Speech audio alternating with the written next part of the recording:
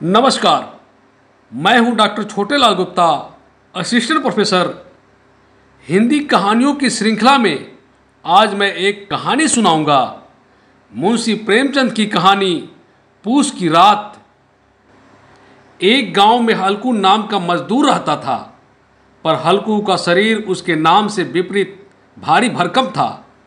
पेशे से मजदूर होने के कारण दिन भर में जो कमाता खा लेता। उसकी पत्नी थी मुन्नी, जो उसके साथ मजदूरी में बराबर का साथ देती थी। हल्कू का एकमात्र साथी था उसका कुत्ता। उसका नाम जबरा था, जो किसी हाल में भी उसका साथ नहीं छोड़ता था। जीवन बस किसी तरह चल रहा था। बड़ी कठिनाई से दोनों ने पाई पाई जोड़कर 3 रुपये सर्दियों के लिए कंबल खरीदने को बचाए थे। पूस की सर्दी, उधर खेत में फसल तैयार खड़ी थी। सर्द रातों में तन की रक्षा के बिना वह फसल की रक्षा कैसे करता। कंबल खरीदने ही वाला था कि अपनी उधारी मांगने सटना आ गया। न चाहते हुए भी गाली के भय से बचाए हुए 3 रुपये सटना को देने पड़े। रात हुई। हल्कू पूस की अंधेरी काली ठंडी रात में अपनी मरैया पर पहरा देने चला गया। उसका कुत्ता जबरा उसके साथ ही था। ओढ़ने के लिए उसके पास बस उसकी पुरानी चादर थी। उसे ही ओढ़कर बांस की खाट पर गन्ने के खेत में बैठ गया। जबरा भी कूक कूक करता हुआ खाट के नीचे बैठा था। दोनों का ही सर्दी से बुरा हाल था।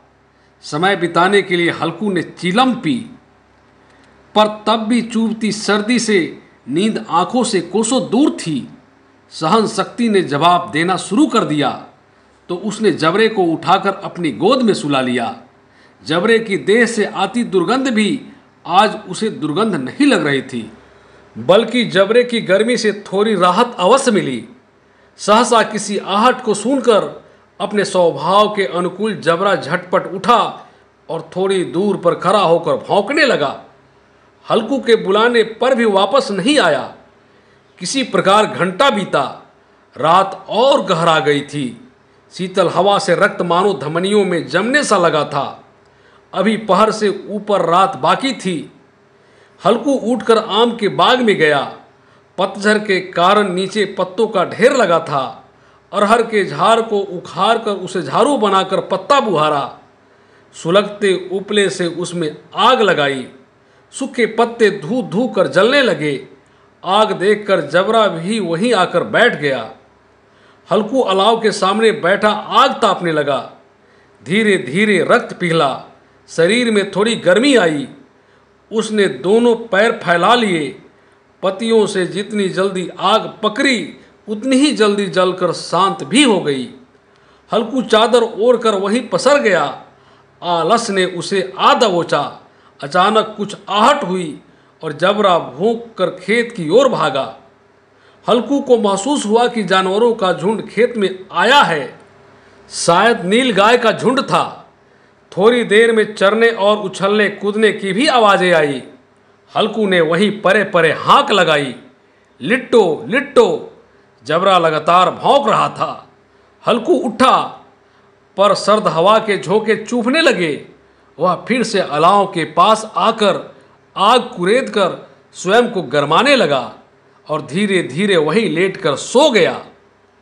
अगली सुबह मुन्नी के उठाने पर उठा। चारों ओर धूप फैल चुकी थी। मुन्नी ने डांट लगाई, तुम यहाँ आकर रम गए और सारा खेत चौपट हो गया। हल्कू ने उससे रात में भयंकर पेट दर्द उठने का झूठा बहाना बनाया। दोनों खेत पर आए। सामने सारा खेत रौंदा पड़ा था। मुन्नी उदास थी, पर हल्कू भीतर ही भीतर प्रसन्न था, क्योंकि उसे अब सर्द रातें यहाँ मरैया के नीचे नहीं गुजारनी पड़ेगी, क्योंकि फसल अब बचे ही नहीं, सभी नष्ट हो चुके थे।